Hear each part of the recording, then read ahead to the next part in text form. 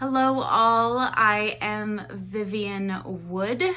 I am wishing everyone a very happy summer solstice. I don't typically do these kind of face-to-face videos, but today is just too important not to share.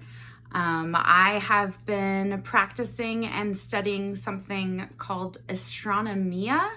It's actually the combination of astronomy and astrology, but the astrology piece isn't necessarily the way you and I grew up with. Like, it doesn't really get into houses and nodes, but it does get into the meaning of stars and alignment and planets and moons, really, and the constellations, of course, and really anything else. So, electromagnetic storms and meteor showers and all sorts of things.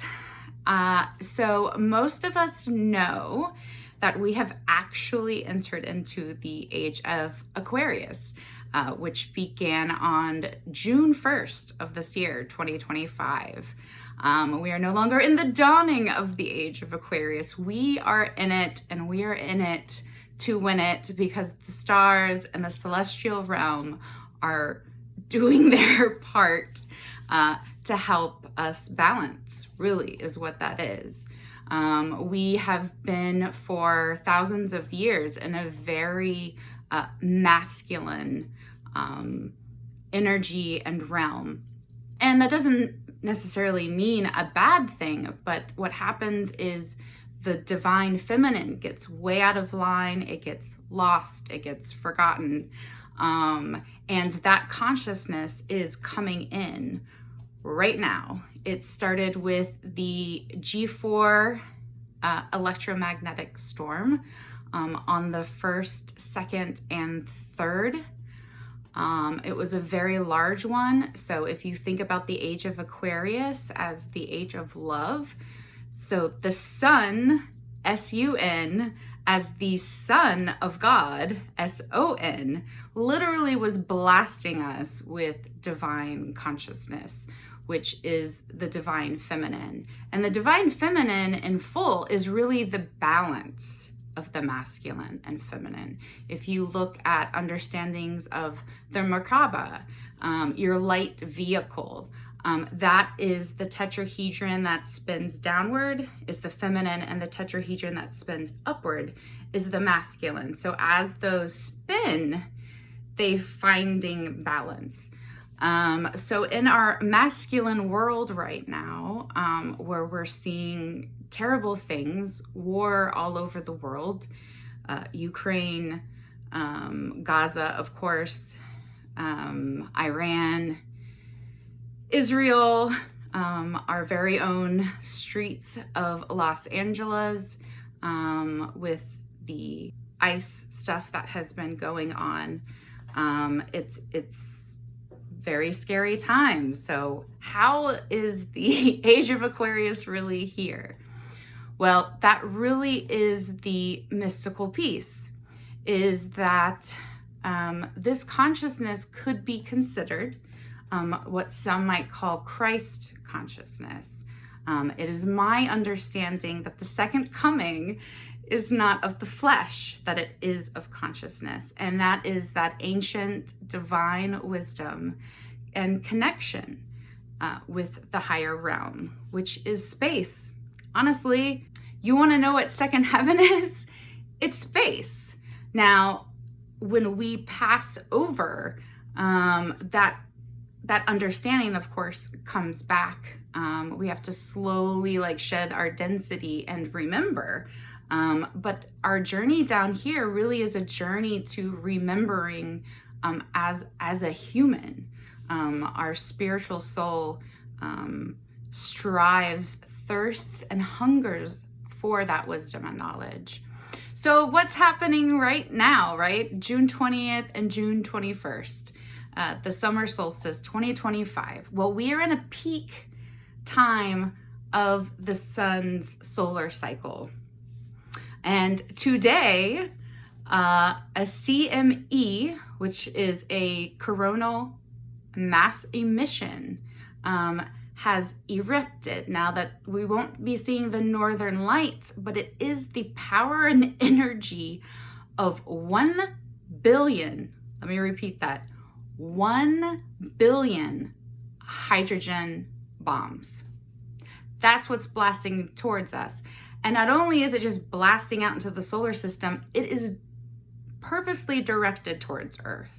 So we're getting another wave of consciousness, you could say, of the age of Aquarius, of Christ consciousness. So the message really is about holding on, okay? If you think of us on a ship, right? Earth is a ship. We're on the Earth ship. And as things are trying to balance, the waters get a little rough. So some of the symptoms may be being off balance, dropping your keys, having some miscommunication with those around you, feeling kind of out of it, maybe nauseous, maybe getting headaches, maybe some dizziness and vertigo, all very, very common as we try to ascend our consciousness to the heart level, which is love. And so what's interesting, so today, right, it's the longest day of the year. The northern hemisphere is that 23.5 degrees tilt is tilting right towards the sun. So the sun is at its most direct point today and tomorrow, and even yesterday. So, and this emission has just happened. So it's like we're just extra right now. Extra consciousness is just like blasting like in our faces. So it's a good time. Seriously, I'm not even joking. Put on your black, put on your sunscreen, go outside and literally bask in the rays of the sun, in this divine, celestial, divine feminine Christ consciousness. And it doesn't matter if you're Christian or not, this is for everyone. So your belief doesn't necessarily matter in this, but your humanity does. So what does that bring us? That's humility, that's love, that's consciousness, that's wisdom, that's knowledge. What we really hunger and thirst for is knowledge and wisdom. And that is through the inner work, right? The descent, only to reawaken, to resurrect, and become the light. I think that phrase is a little cheesy myself, but you get what I'm trying to say. So in the meantime, so here we are, the sun is super direct, it's blasting consciousness right onto Earth. Then you have Jupiter, which is right next to the sun. Jupiter is forgiveness, which includes self-forgiveness, abundance, love. I think of Jupiter as like the uncle to Earth. I call him Uncle Jupe. And he really is the eye of the storm for us. As we move forward, we are going to be experiencing power outages, lots of flooding around the world. So do make sure you have your supplies, mainly like toilet paper, paper towels, solar power, recharging batteries, that sort of thing.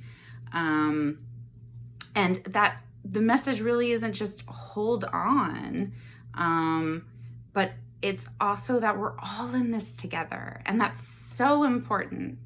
As we face more opposition,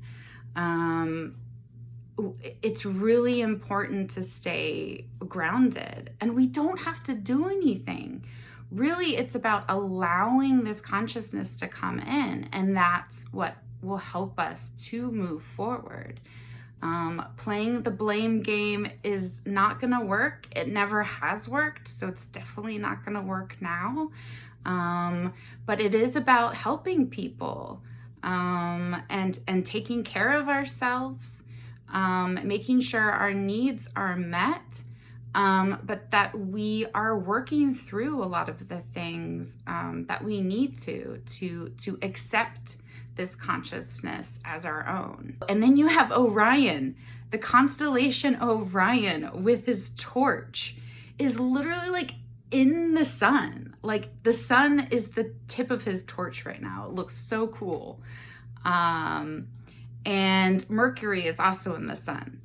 And so you have a constellation just, I'll help you light this consciousness, says Orion. Jupiter, the eye of the storm, Uncle Jupiter, super supportive and loving, loves his little sister Earth. And you have Mercury, which is the communication. You can think of Mercury as like the Buddha Christ, who is about communication, love, consciousness, and understanding and humility. And then you have the moons, literally our moon, right? Next to the moon is Venus on one side, which yes is a planet, but in the divine feminine is also understood as the sacred moon.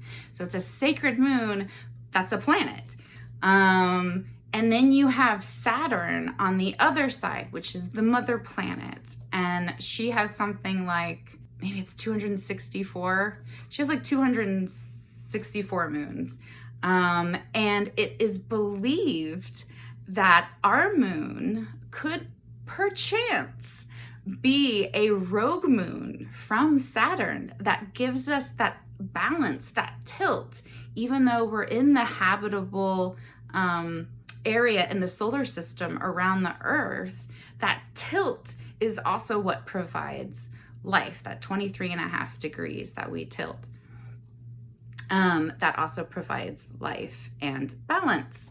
But I love that thought so much because if you think of the moon and how it also, not only orbits the Earth, but it also rotates, and its rotation is in sync with the Earth. So it's always front facing. So we have this moon that never turns her back on us. And I just love that as like a mother figure, The moon was also in Pisces earlier today, and Cetus, which is the giant fish constellation, was also just underneath. So you have super intense water, right? If the moon is water and the sun is fire, you have this intense water energy and this really intense solar fire energy. And they're just kind of like magnets, just pulling us like tides where we're trying to get in this consciousness. So it's a really intense time for many reasons, but mostly it's about raising our consciousness and that we can change the story. We don't have to necessarily be in complete devastation and disarray. Yes, the empire or empires must fall so we can rebuild them, but that does not have to mean the end of the world. In fact, either way, it won't mean the end of the world, because the end of days is more about the end of time. As you elevate higher, there is no need for time. So time becomes irrelevant. And the fall of man is not the utter destruction of man. It is the breaking away of an old self that not only no longer serves us, but isn't really us anyways. So it's finding and coming back to our true selves. So I hope this message finds you well and brings you hope and blessings of wisdom and knowledge. Please go bask in the sun. It loves you. It is God energy. God bless.